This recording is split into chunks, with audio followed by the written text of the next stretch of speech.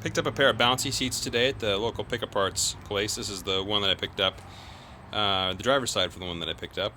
Problem is that my interior is not the gray color. Wah, wah. So I've got the passenger seat sort of all taken apart. Here's the back of the frame.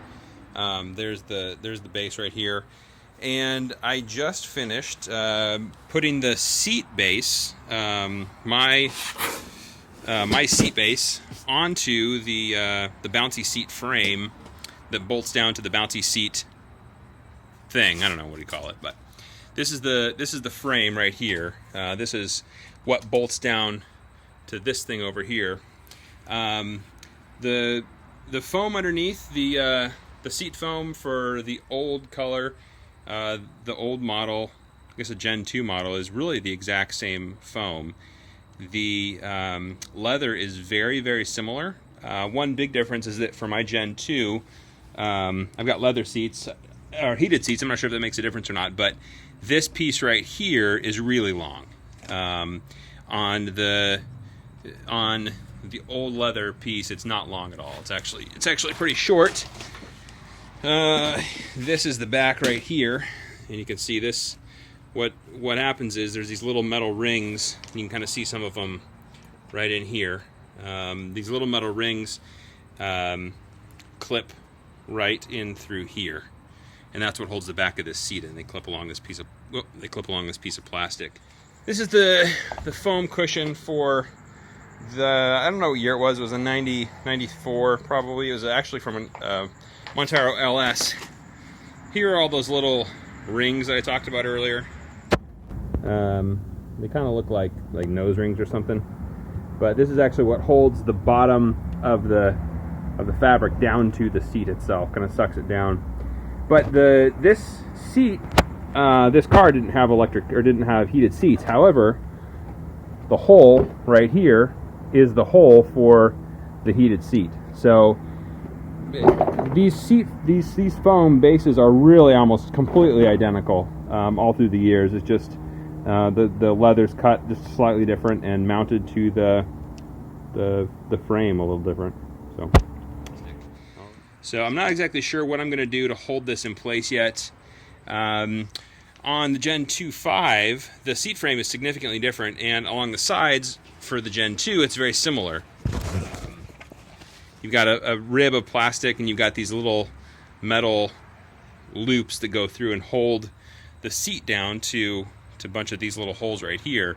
On the Gen 2.5, there are these clips that just poke through the side of the seat frame. This is the seat frame right here. Those clips just clip right into there, and that's what holds it in place. So, although the dimensions of the stuff you sit on are really similar, nothing else is.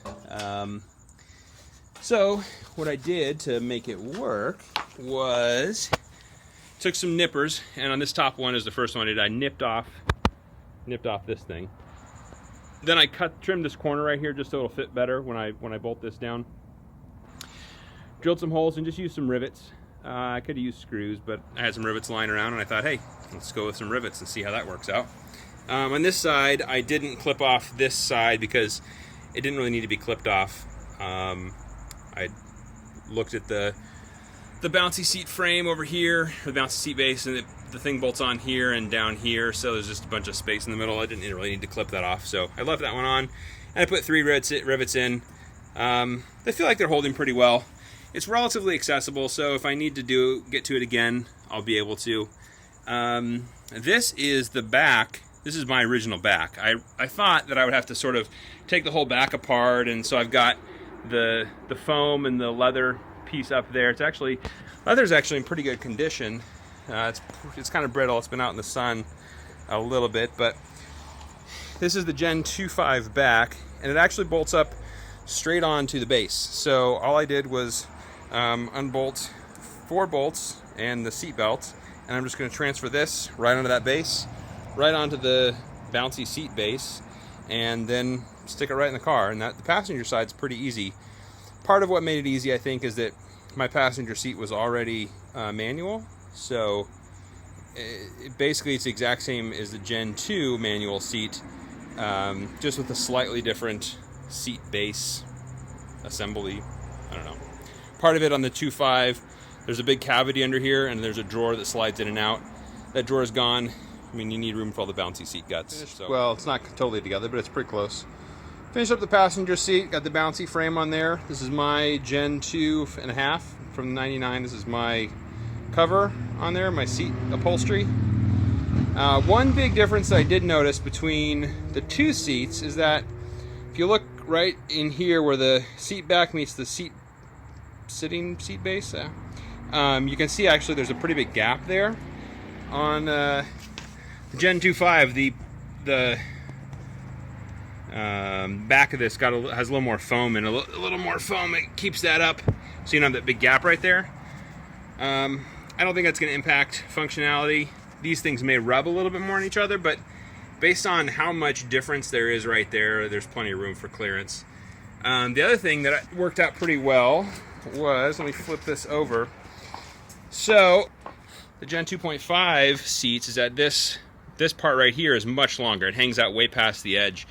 So what I did was I ran it through, and then I folded it over, and you can see the little black clips right here, and I just kind of clipped over what was there, over the material. So those black clips actually are going around a fold of this stuff.